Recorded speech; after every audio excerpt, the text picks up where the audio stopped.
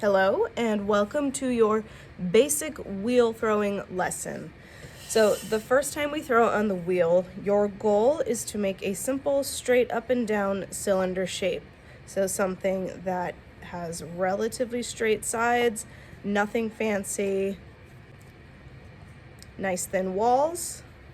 You can see that it's got a nice flat inside, nice basic bottom. We're not doing anything too crazy just yet. We're not doing bowls. We're not making vases. The fundamental of wheel throwing is to create this shape, and then once you've honed this, you can then go forward and shape this into a bowl or a vase. So, first thing we're going to talk about is what you need. We'll start with a bowl of water. Temperature doesn't matter, but I do not like cold hands, so I get warm. These sponges back by the wheels are wheel throwing sponges. They'll feel hard at first, but once you put them in water for a few seconds, they will just soften up. You'll want a needle tool, a straight angled rib tool, a nice flat rib tool.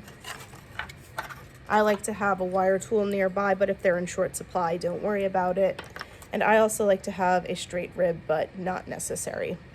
Try to keep these out of the floating water as best you can. One, so you don't lose them, but also so they don't just sit in water and get damaged. Good habit to keep them out of the water. You're also going to need a ball of clay, roughly baseball sized. It should be about this in your hands. We do not want to start with too much because more clay means your centering and the rest of the steps is going to be more difficult. Okay, so I have pre-portioned clay for you. If there is none left, grab some clay, make a ball, and we'll start with that. If you would like, I have towels and aprons to go across your lap because you will get messy. All right, and let's begin. So once you have a ball of clay, you need it to be as round as possible. You should not be putting a lump of clay on that has finger holes, is a square, is a random shape. Wedge it real nice and make it into a ball. Dip your finger into the water. Draw an X on the wheel head. You do not want too much water because you will create a hydroplaning effect and your clay will just slide right off. All right, this is your one time you're allowed to throw clay. I'd hold it up to about my face and I throw it down and try to aim for center. If you're off, you can try to push it back to center with your wheel spinning. Have better aim than me. Okay, so 2 rules when you're throwing.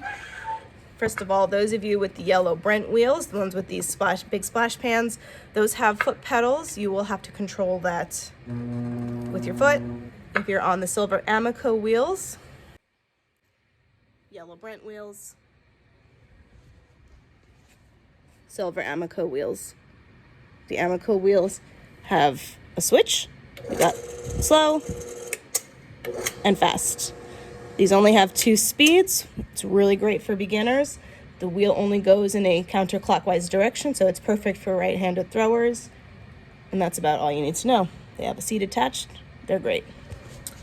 The Brent wheels, on the other hand, they've got the foot pedal on switch directional. So if they are up, your wheel goes counterclockwise. Down, and they go clockwise. You really should never be touching this unless you are a lefty, so just leave this alone. Off and on. Okay, back to it. So, the rules of throwing, always keep your wheels spinning. You should not have your wheel stopping and starting, going variable speeds throughout the whole time. That will cause an uneven cylinder or an uneven bowl or pot. So find a good speed, especially if you have a foot pedal. We're gonna go good medium speed for centering, and what I do is I take my foot off the pedal, push it off to the side so that I'm not even thinking about it.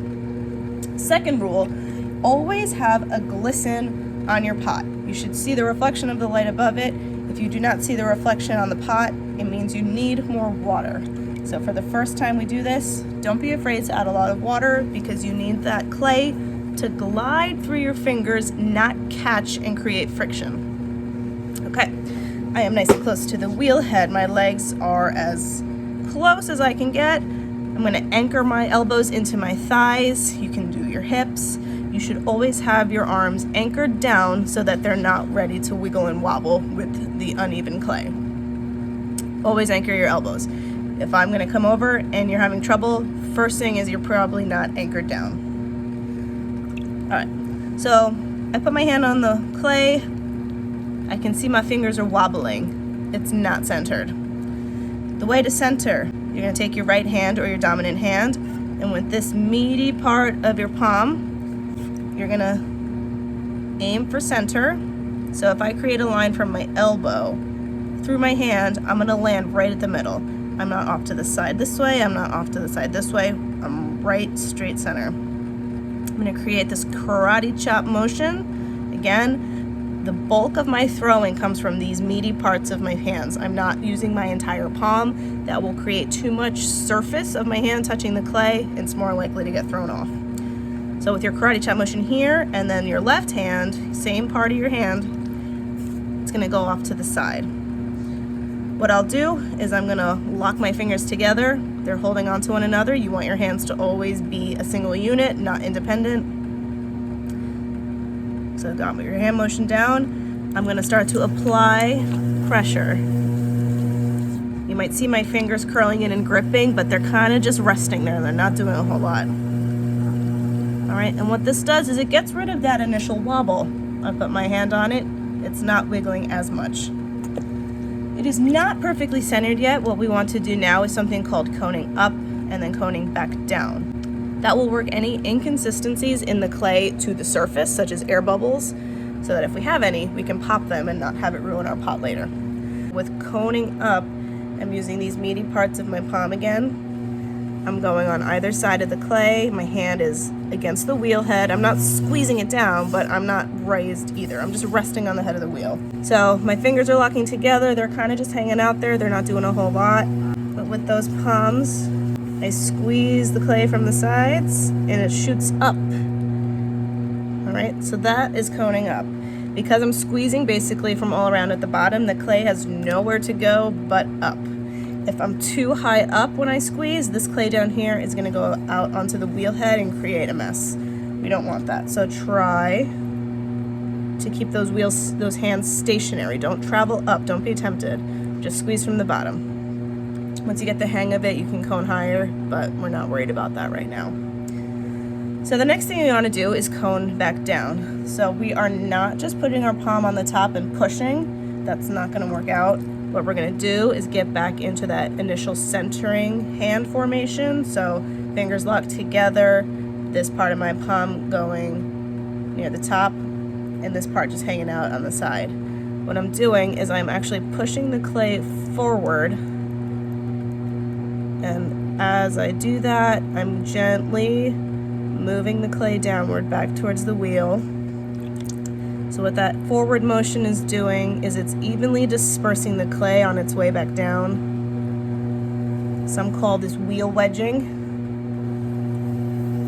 It's essentially wedging the clay and getting it more even on the wheel head. All right, and you should keep going until you have a little gumdrop mound. The clay is relatively flat on top. It goes all the way down. If you find yourself with kind of a mushroom top like this, you gotta keep going down. That mushroom top's not gonna be our friend later on. Okay, and for maximum consistency with the clay, you would cone up and down about 3 times.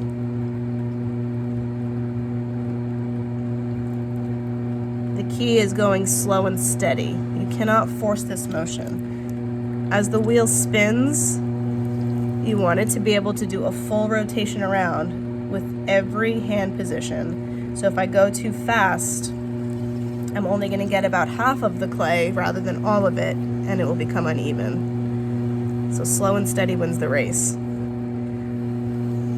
When you think you're centered, try not to yank your hands off. You'll actually unknowingly throw it off center. Keep your hands in place, notice the clay is centered, and gently release. And that is what a centered piece of clay looks like.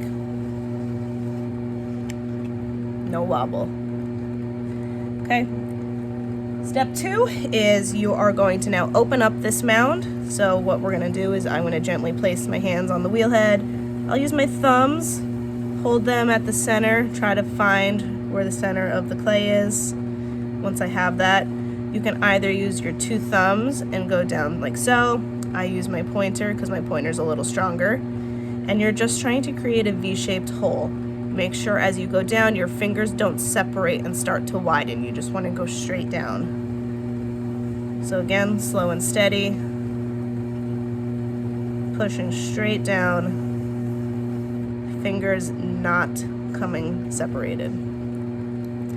If you get this weird little ring at the top, just use that part of your palm, press it back down. At this point, if you want to do a check, you can stop your wheel. We don't want to go straight down to the head of the wheel. We want to leave a little bit at the bottom. So to check and make sure, we're aiming for about 1/2 inch. So you can take your needle tool, stick your finger on it, plunge it through your clay. It's okay, it'll close up.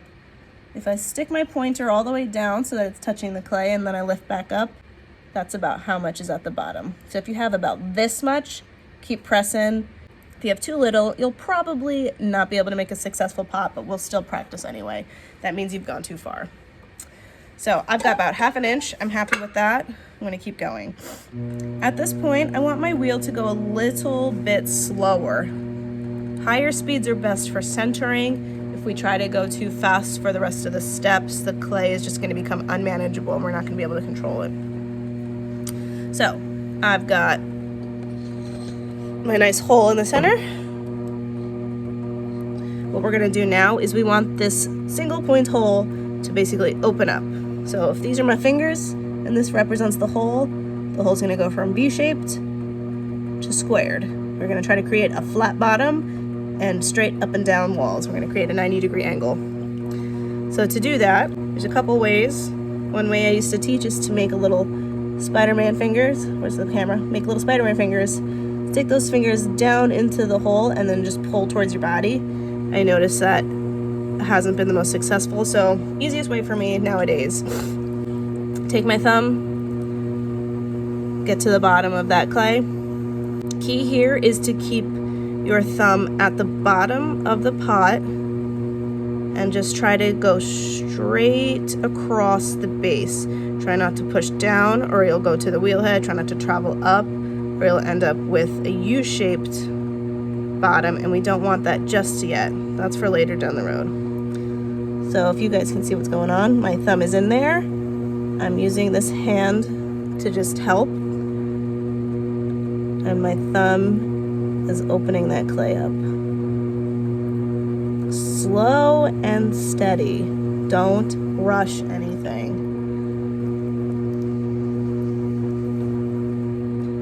Okay, so what you can see now, I've got a flat bottom, 90-degree walls. I'm gonna fix that rim, got a little thin for my liking, and that's step number 3.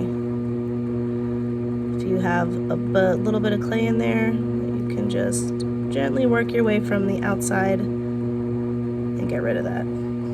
Okay. And now we're ready to pull our walls up.